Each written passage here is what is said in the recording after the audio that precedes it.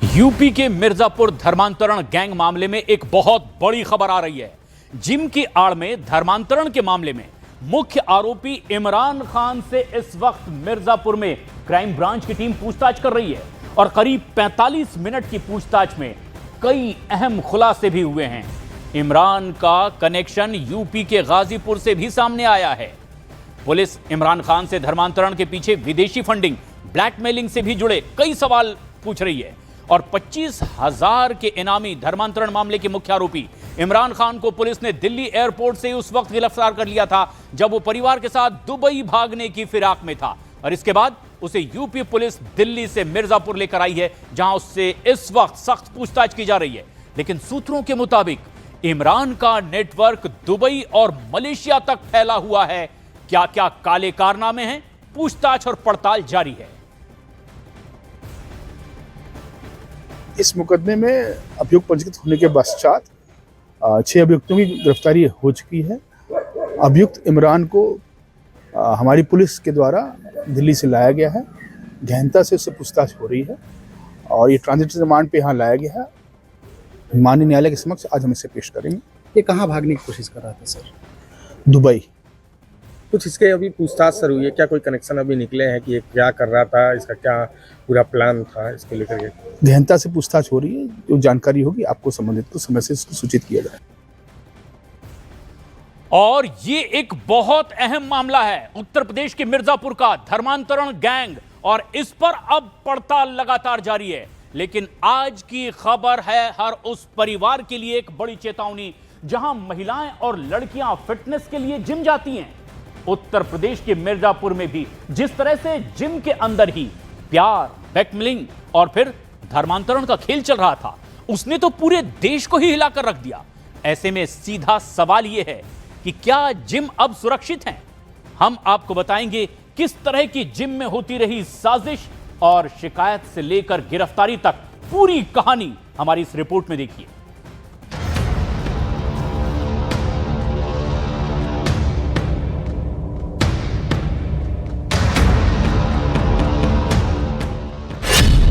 Gym की आड़ में लव जिहाद का खेल।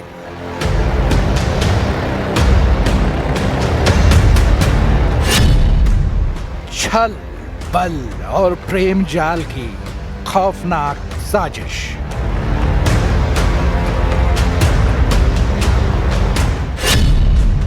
जिम जिहाद के कितने ट्रेनर आज छोटे शहरों से लेकर बड़े महानगरों तक जिम आम हो चुके हैं। बुजुर्ग, युवा और खासकर महिलाएं फिटनेस के लिए यहां आती हैं। लेकिन मिर्जापुर से आया मामला पूरे देश के लिए झटका है। आरोप है कि जिम के ट्रेनर और स्टाफ ने पहले दोस्ती की, फिर प्यार का भरोसा जीता और उसके बाद ब्लैकमेलिंग शुरू कर दी। सूत्रों के मुताबिक एक शाम यूपी पुलिस की महिला हेल्पलाइन नंबर 1090 पर एक युवती ने कॉल कर जिम के अंदर चल रहे धर्मांतरण रैकेट की जानकारी दी। पीड़ित ने बताया कि ट्रेनर ने पहले नजदीकियां बढ़ाई, फिर उसकी तस्वीरें और वीडियो बनाए, यहां तक कि बुर्का पहनकर भी फोटो खिंचवाई और बाद में इन्हीं के जरिए पैसे और धर्म परिवर्तन का दबाव बनाया गया। और यहीं से पुलिस को एहसास हुआ कि मामला बेहद संगठित है।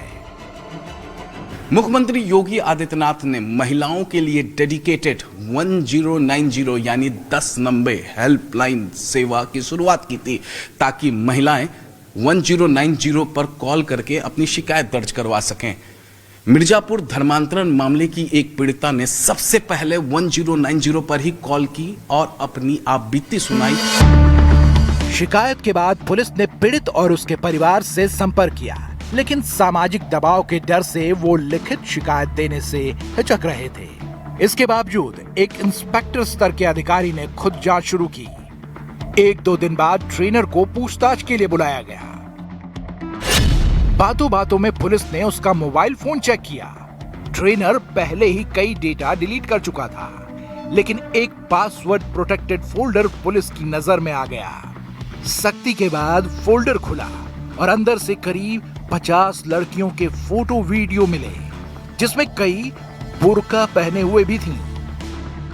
यही वो डिजिटल सबूत थे जिन्होंने ब्लैकमेलिंग और धर्मांतरण की साजिश को उजागर कर दिया। इसके बाद पीड़ित ने 3 दिन बाद थाने में लिखित शिकायत दी और एफआईआर दर्ज होते ही गिरफ्तारी का सिलसिला शुरू हो गया। इस वक्त उसी क्राइम स्पॉट पर मैं मौजूद हूं जहां से पीड़िता यानी सबसे पहली पीड़िता निकलकर सामने आई और पुलिस को आप बीती बताई। बी फिट फिटनेस सेंटर, ये वही फिटनेस सेंटर है जहां से पीड़िता निकली और पुलिस को धर्मांतरण के गंदा खेल, एक्सटॉर्शन का गंदा खेल, छिड़कानी का गंदा खेल के बारे में जानकारी दी।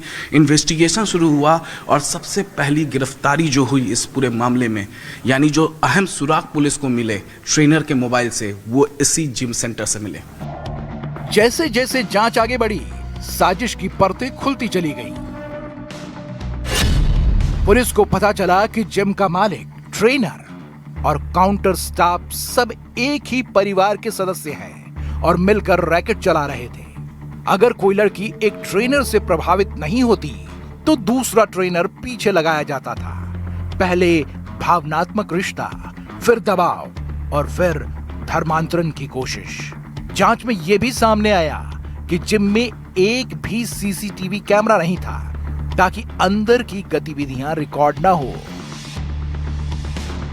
अब तक इस केस में 7 आरोपी गिरफ्तार हो चुके हैं, लेकिन मुख्य आरोपी अशफाक अब भी फरार है। पुलिस का दावा है कि जैसे जैसे पूछताछ बढ़ेगी, इस नेटवर्क से जुड़े और नाम भी सामने आ सकते हैं। मिर्जापुर का ये मामला अब सिर्फ अपराध नहीं, बल्कि पूरे समाज के लिए एक गंभीर चेतावनी बन चुका है।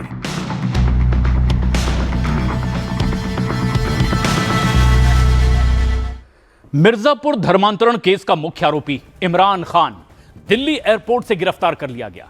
वो दुबई भागने की फिराक में था, लेकिन पुलिस ने लुकआउट नोटिस जारी कर रखा था और इसीलिए दिल्ली एयरपोर्ट पर इमिग्रेशन डिपार्टमेंट ने इमरान को उसके परिवार के साथ ही पकड़ लिया और इसके बाद उसे दिल्ली पुलिस को सौंप दिया गया। उसे दिल्ली से मिर्जापुर लाया जा रहा है, जहां उससे पूछताछ भी की जाएगी और अब यह पूछताछ उससे शुरू हो चुकी है।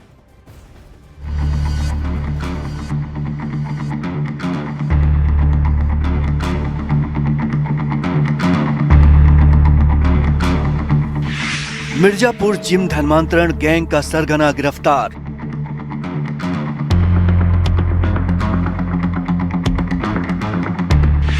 मास्टरमाइंड इमरान खान दिल्ली एयरपोर्ट से अरेस्ट।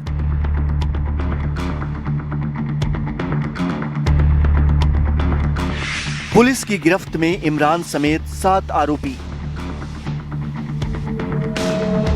25,000 का इनामी। मिर्जापुर जिम धर्मांतरण केस का मास्टरमाइंड फरार आरोपी इमरान खान दिल्ली एयरपोर्ट से गिरफ्तार कर लिया गया है।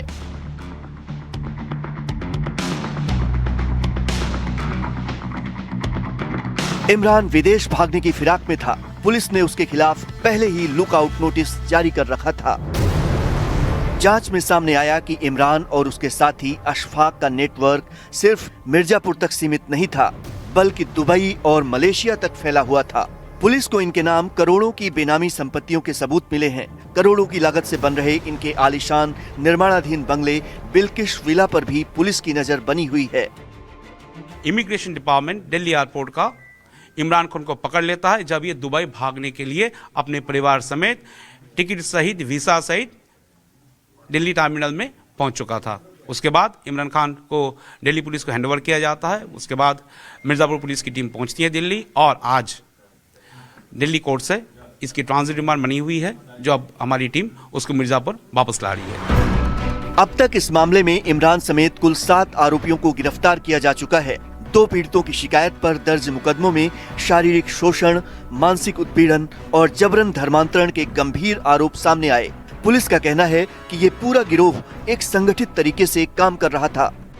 इसी बीच प्रशासन ने बड़ी कार्रवाई करते हुए आरोपियों की करीब 25 करोड़ रुपए की संपत्ति जब्त कर ली। 3 लग्जरी कार और 4 बाइक को सीज कर दिया गया। इसके साथ ही अब तक 5 जिम भी सील किए जा चुके हैं, जिनमें 25 करोड़ रुपए से ज्यादा के इक्विपमेंट लगे हुए थे। बताया जा रहा है कि कई कार अभी उसके पास आने वाले थे। बड़ी जो लग्जरीज कार होती हैं वो कार जो है उसने बुक करा रखा था। तो एक तरफ नेक्सॉन नई जब्त की गई है, दूसरी तरफ टियागो जब्त की गई है, तीसरी तरफ एसयूवी कार जब्त की गई है। यानी मिर्ज़ापुर पुलिस लगातार एक्शन में है और जाहिर तौर पे मिर्ज़ापुर पुलिस जो दूसरी प्रॉपर्टीज़ हैं, जो जिम ट्रेनर और जिम के मालिकों की, उसको भी ट्रेस कर रही है, उनके बैंक अकाउंट सीज करेगी। और जिस तरीके की कार्रवाई और इन्वेस्टिगेशन मिर्ज़ापुर पुलिस की चल रही है, जाहिर तौर पे इस मामले में भी और भी गिरफ्तारियां भी होंगी। पुलिस इस पूरे मामले की फंडिंग एंगल से भी जांच कर रही है।